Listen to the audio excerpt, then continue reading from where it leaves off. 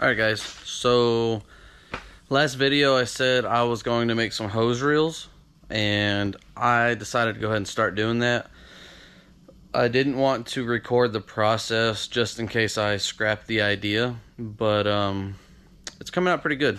So I've done one reel so far.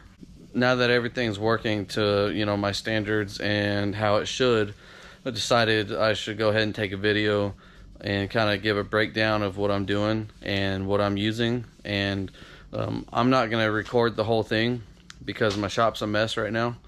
So I'm just going to kind of go over how I've done everything, and if you have any questions, let me know. Alright, so there it is. Right here I'm just using 2-inch square tubing. I'm using some diamond plate that I will cut out some, not some designs because I'm terrible with designing things like that, but cut something out. I don't know. I use 2-inch pipe, and right in between, it's hard to see, right here is a piece of I don't know what to call it. I got this from Home Depot. This blue tape peels off. As a matter of fact, I got a piece right here. That blue tape peels off, and this is what it is. It's about 3/16 inch thick, something like that.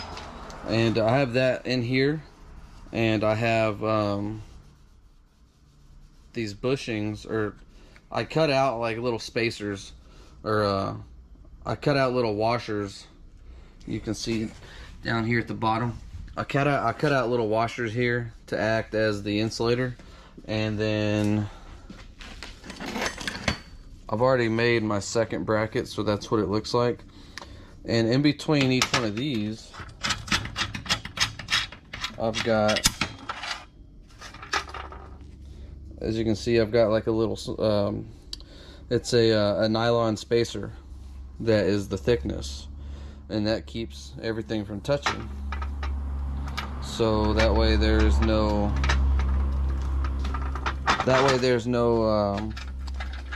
no chance of having a mess up.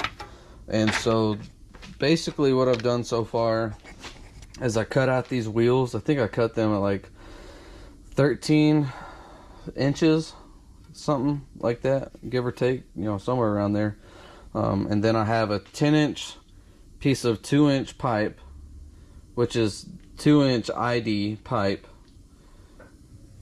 and inside the pipe I'm putting these roller bearings, which this number, the bearing I'm using is R, let's see, I don't know if you can read that.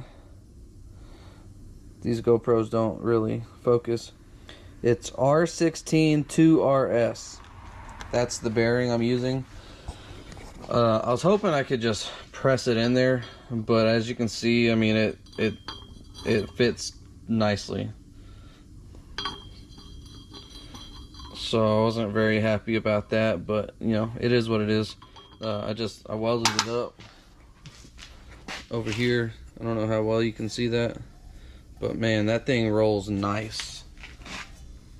So I put one on each side, one over here and then one over here, and in between there I used right here that's welded to the end of this plate, so 1-inch round stock, cold rolled round stock that I bought like 4 foot of it just to have some extra, and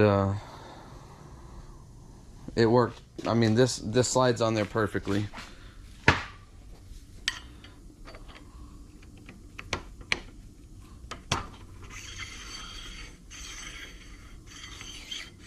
Perfect.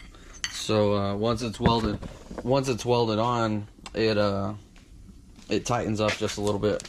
So that's perfect. So that's basically what I do. I weld this on, and then I'll flip it over, weld the other one on. I'll use my plasma cutter, and I'll cut out the hole for this, and then I will drop the bearing in there, weld the bearing up, put my piece of pipe through it, And since I've already got this piece cut out, weld that up to it, weld this other piece, this back piece, to the tubing, and call it good. So I will get some updates in a moment. Alright, so this is what I've got so far. Yeah, got some freaking lead reels, man. So I made these really crappy, I don't know what they are. They're not crappy, but they're just poorly made. These stops. You see, you know, it allows it to roll. And I made them out of steel. And then I realized, it dawned on me after everything was said and done, that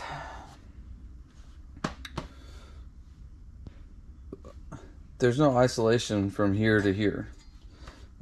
So I'm just going to get some rubber hose and slide over that, because I'm not ever going to be welding with this open like that. But if it were to ever accidentally pop open, it could be bad. So I'm going to get some rubber hose to cover that on both sides. This is the other side. You know, they swivel really nicely, or spin, I guess, if you will. Another thing is I made this so fast, I rushed it, that I barely made these plates big enough. This is a 2-inch piece of square tubing, and these plates are a 4x4, and with these spacers, I mean, I actually had to grind down 2 of these nuts on each one, so this would fit flush and tight. So good thing is those nuts won't ever back out. But yeah, so if you plan to do this yourself, be sure to make these like a 5 or 6, a 6x4, really, like 6 inches wide, 4 inches tall, however you want to look at it.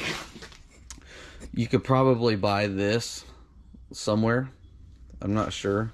I'm sure you can. Next thing I did was I went and got some of these eyelets for 0 gauge wire, and I crimped them on there, and I drilled a 1/2 inch hole, put a 1/2 inch bolt. I'll cut this bolt down a little bit, but I did that on both of them. This is some old wire that I had. I have some brand new wire that I have in the truck. I'm actually going to splice into this because this wire still works very well. So I'm actually going to splice into this. These are both 50 foot, and what I have in the truck is 50 foot, so I'll have 100 foot of wire. So, but yeah, right now, I mean, it's done other than paint. I actually got to weld a little cap up here. But other than that, I mean, it's done. So, I mean, as you can tell, I did a pretty crappy job, but I notched this so that when I open it, it'll just stay. And I used these spring retainers. I got these at Tractor Supply. They're like $4, I think. There's a spring in there I bought at Ace Hardware. So I put this in there, put that spring in there, welded it up, welded this shut, and when it's open, there's not hardly any tension on it. But when it's pulled back,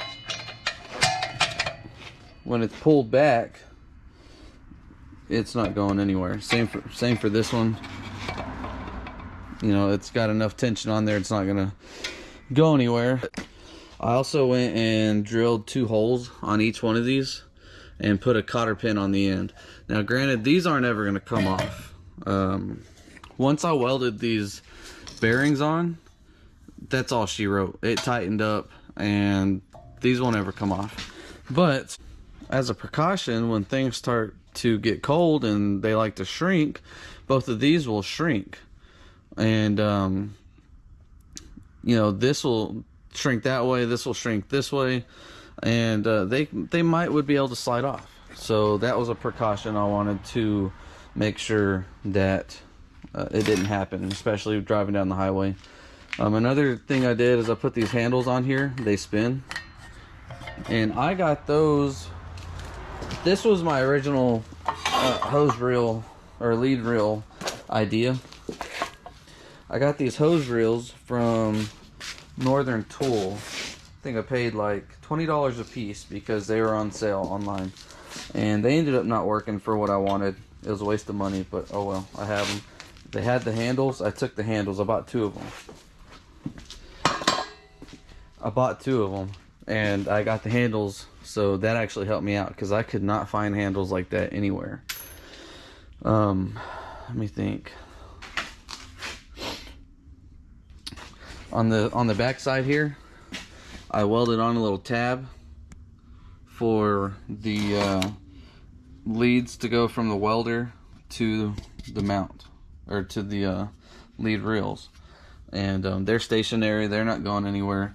And I'll just put a bolt through there, bolt up the leads from the welder on each one of these, and then it'll be basically a quick connect. I'll do a quick connect because I don't want to leave it hooked up full time all the time. I don't want to leave them hooked up full time because every time I start the welder, if I haven't pulled these out, well, they're going to be making connection, and they're going to be trying to do some sparking, and that's not going to be good. Let's see, this bottom plate I made is a 4x4, I believe it is, with some 7/16 inch holes. So maybe they're half inch. I did half-inch holes to bolt that to the bed. I don't know if I'm going to put any insulation between the bed and this. Thinking about it, haven't decided yet. Overall, it wasn't too bad of a job, but given the time taken figuring everything out, it would be worth it to buy them made already, because I still have to paint them, or paint it with spray. I'm just gonna rattle can it, and that's gonna take probably 2 cans to do 2 or 3 coats. It might be worth it to just buy them already. I think after tax, like $400. I have about $150 into the whole thing, but I had a lot of this scrap laying around already. So that being said, it was awesome making them. I didn't have to buy them, and I did save money, and all I lost was my own time.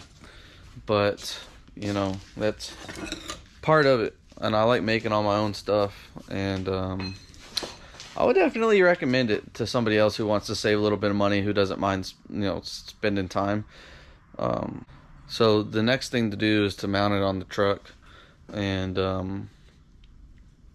try it out. So let's do it. Alright guys, so I got them mounted up on the truck, and I already tested them out, did a little bit of welding with them, just to make sure that there's no continuity between all the plates and everything. And yeah, they look awesome, they work awesome. On this, all you do is you just pull that back on each one, and they free spin. What's up, buddy? Yep, so they just pull out real nice and easy, and then they reel up real nice and easy. Doing this with one hand isn't ideal to get it back right, but as you can see, I mean, it spins very nicely.